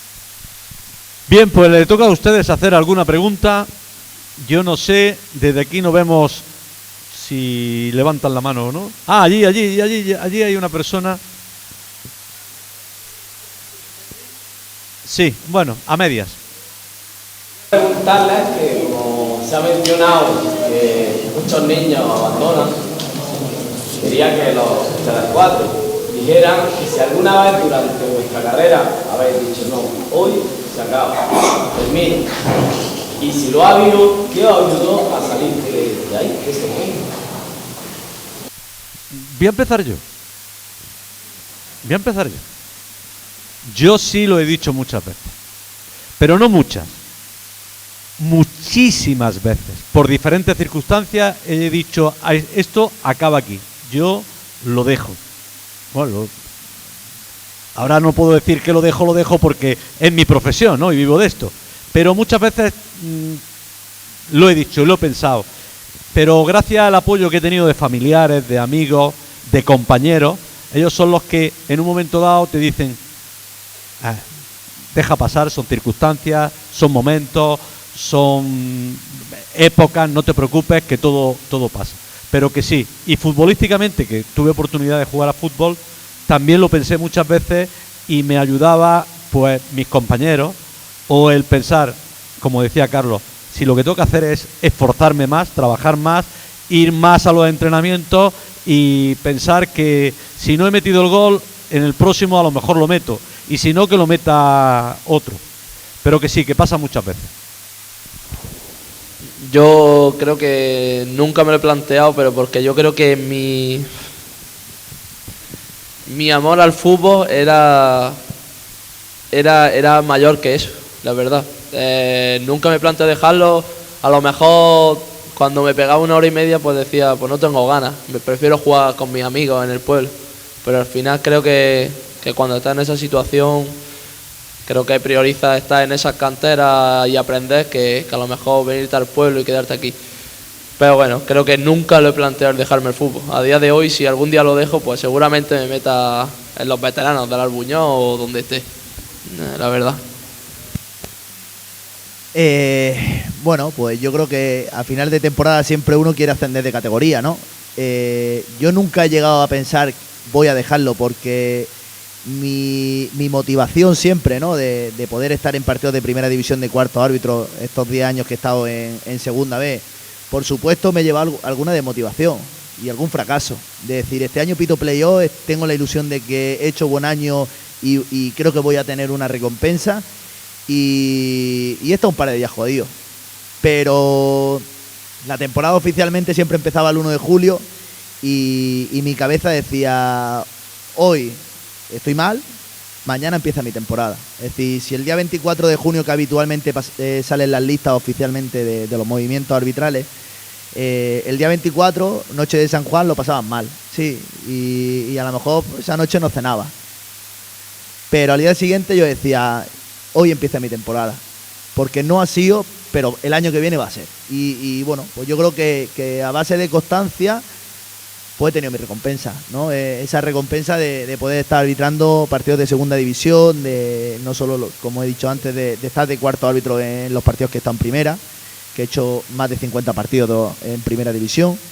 Y ahora, pues bueno, estoy de principal en segunda división, que si en algún momento de mi carrera deportiva hubiese valorado el abandonar, pues creo que ahora no estaría disfrutando de ello, ¿no? Entonces, esa constancia y ese esfuerzo que he tenido, pues he tenido la suerte de recoger la recompensa, ¿no? Bueno, lo primero para tutearnos, ¿cómo es su nombre? Y así no. Cristóbal. Pues mira, primo de... vale. Pues fíjate, Cristóbal, una muy parecida, por ejemplo, de la experiencia de los chicos, fue el cine juvenil de Piñar. De verdad que se me juntó, como también decía Carlos, una temporada en la que el proceso de muy bien, la temporada bien, todo es genial, pero tuve que recuperar un poco la lección y me complicaron algunas cosas muy mal. Pero mi mayor problema realmente no era el entorno, era yo conmigo mismo. El nivel de autoexigencia llegó un momento en el que yo mismo, si no cambiaba o no mejoraba, yo mismo me estaba autodestruyendo. Y lo que me ayudó mucho fue que mi entorno familiar y todo el entorno que teníamos allí, más que ser un factor de riesgo, me ayudó mucho a abrir un poco el pensamiento y a mejorar eso. Porque por desgracia, mi compañero de habitación sí que lo pude vivir en primera persona en el principio, de hecho de venir de la cantera profesional, selección española, era de la modalidad de fútbol, y la era fútbol, el Athletic Club de Bilbao, una maravilla, pero lo que han visto, la expectativa, la presión añadida, las comparaciones, el próximo Jordi Alba, en aquella época, le llevó a que también la presión añadida de la familia y del entorno, siendo juvenil del segundo año, después no. Y esa sí que fue una auténtica pena, es decir, tenía esa pasión por el deporte, que tenía toda la proyección, el talento, los medios, las habilidades, y que personalmente era una persona excepcional, llegó un momento en el que dijo hasta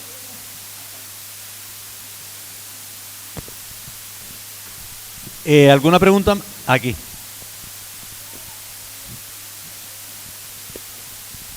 ¿Cuál es el mayor sacrificio que habéis hecho para llegar donde estáis? A ver, yo creo que cuando tenía 18 años estaba aún en tercera, las fiestas del pueblo. Todos mis amigos de fiesta, y yo jugaba en Mancha Real a las 12. A las 12:30 dije que me iba de ahí porque tenía que jugar.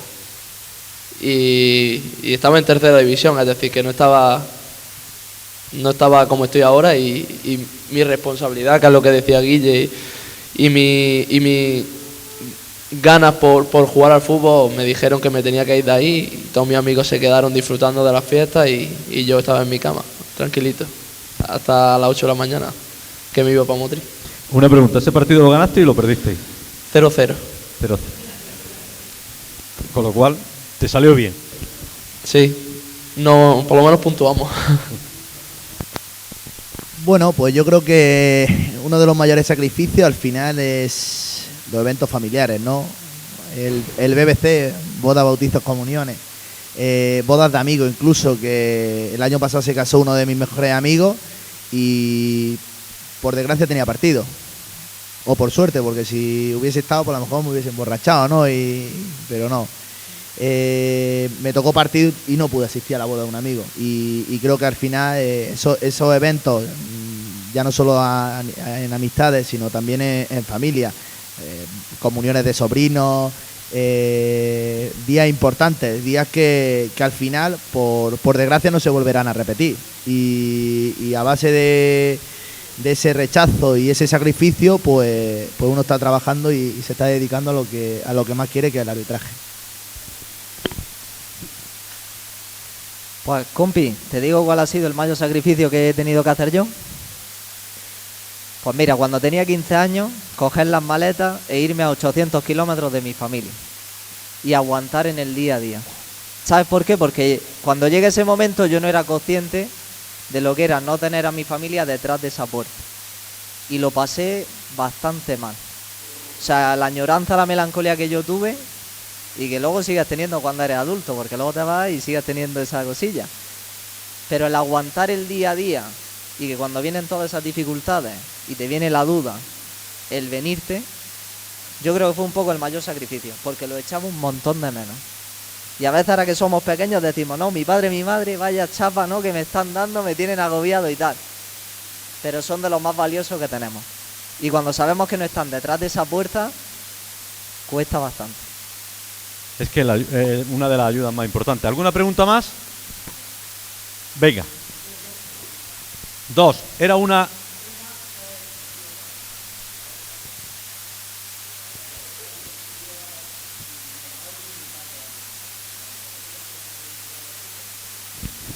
Sí, yo es que creo que lo he dicho, es que no concibo mi vida sin fútbol.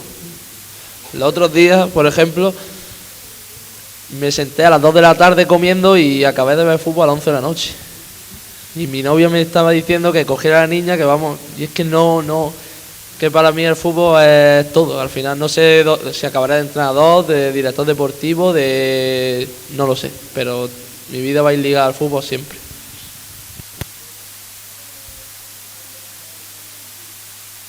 ¿Él?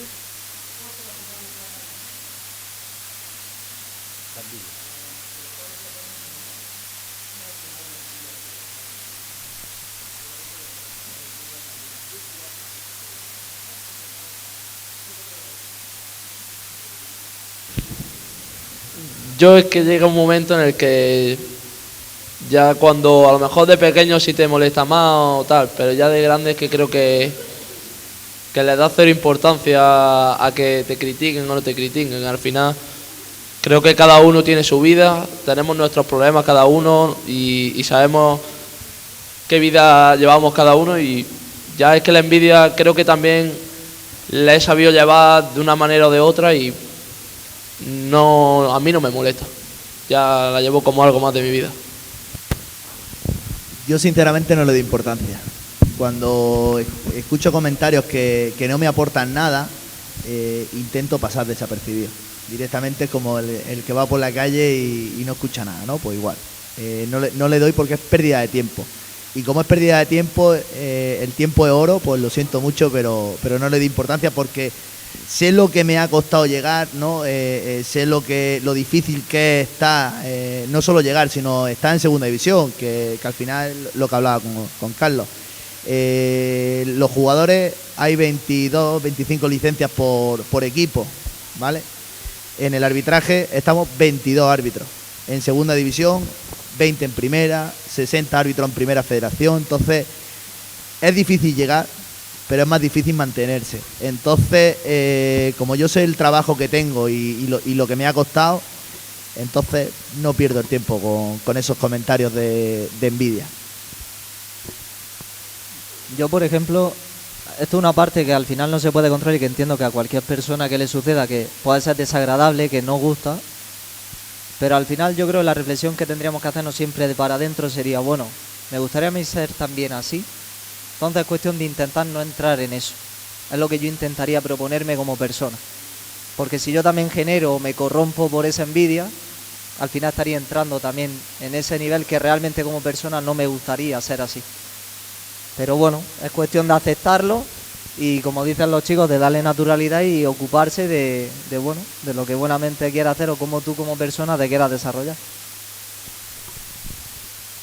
La última, ¿vale?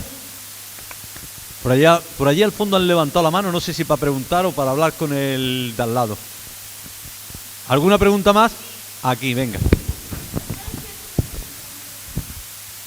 ¿A mí? De jugador, ¿no? O de que me haya llevado bien con él. De futbolista, ¿no? De futbolista, ahora mismo, para que tú veas, os voy a poner un ejemplo, se llamaba Álvaro Chumilla. Ahora creo que está en el Mancha Real o le he perdido la pista. Sí. Álvaro Chumilla, cuando yo llego a la Almería, era un jugador zurdo tipo Arda Güler, ahora, buenísimo. No recuerdo un jugador más bueno que ese en categorías inferiores. Y a día de hoy está en tercera división. Se fue de la Almería, creo que se fue al Rayo Vallecano. Y ¿estuvo en el Jaén? En el Jaén, el padre fue futbolista. Y a día de hoy está en tercera división. Y no creo que pocos jugadores me habré encontrado mejores que ese en aspectos de calidad. Y a día de hoy está ahí. Al final es lo que os he dicho antes, que más que ser bueno es ser constante y trabajar en lo que quieres. ¿La pregunta era también para el árbitro y el psicólogo o solo para Carlos? Para los tres. Bueno, el mejor compi, este año tengo dos, pues habitualmente tengo dos asistentes y yo creo que ellos son los que hacen que mi trabajo salga bien, porque al final el equipo arbitral en segunda división está compuesto por cuatro árbitros, un cuarto árbitro que vamos rotando todos los fines de semana que tenemos partidos y mis dos asistentes y yo creo que no me puedo olvidar de ellos. Ellos son los que me aportan esa tranquilidad y ese trabajo en equipo para que el error tarde más en llegar. Pues compi ha hecho una de las preguntas más difíciles de toda la noche, ¿sabes? Es decir, solo uno, nos deja escoger solo uno. Venga, uno. Uno o dos, ¿no? Venga, le damos al segundo también. Pues mira, es verdad que el deporte y te va a dar la oportunidad de conocer amigos inolvidables. Pero mira, un compañero que ha sido muy buen ejemplo, se llama Raúl Gómez. De hecho están ahora, mira, haciendo el europeo de fútbol sala y está jugando ese europeo con la selección española. Y a un chico que viene de Albacete, que coincidimos allí en Barcelona, y era uno de los chicos que todo su talento lo desarrolló a base de trabajo, de ser muy humilde, de ser una buena persona. Era una persona que siempre intentaba ayudar al compañero, nunca tenía un mal gesto, nunca tenía una mala cara. Eso es complicado, también encontré, pero... Y el tío seguía, y al final yo creo que es de los mejores ejemplos como compañero que yo he tenido, incluso dentro y fuera un vestuario, ha sido Raúl Gómez. Ya, ¿no? Hay allí una, pero acércate para acá, que si no, no te vamos a oír. Pero ya la última, ¿eh?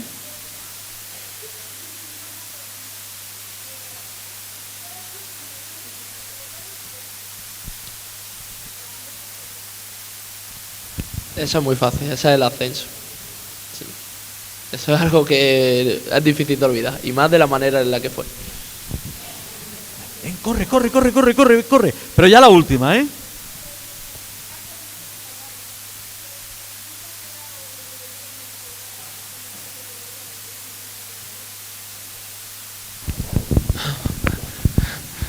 En la Champions, ojalá. Nada, al final creo que mi objetivo lo he cumplido de pequeño. Siempre decía, yo con llegar al fútbol profesional me vale. A día de hoy lo puedo decir que lo he conseguido, pero bueno, ahora que estoy aquí, creo que tengo que hacer otro objetivo, que es jugar en primera división y si es con el Málaga, que seguramente sea con él, mucho mejor. Además acabas de renovar, ¿eh? Sí, he ¿Hasta firmado qué año? hasta el 2029 y espero que este año ascendamos y si no, tengo 3 años más para intentarlo. Además, yo al principio he dicho que espero que en 1 o 2 temporadas vea un partido de fútbol entre el Málaga y el Sevilla en primera división y que sea arbitrado por José Antonio Sánchez Villalobos, que ya podrá pitar. Muchas gracias y antes de terminar, que no hemos terminado, que no hemos terminado todavía. Los aplausos. Antes de terminar, quería decir que teníamos prevista la asistencia de la alcaldesa de Albuñol, María José Sánchez. No ha podido estar porque ha surgido una reunión urgente deprisa y corriendo a consecuencia de las lluvias y no ha podido estar presente. Pero que ella tenía previsto estar en esta conferencia, en esta charla.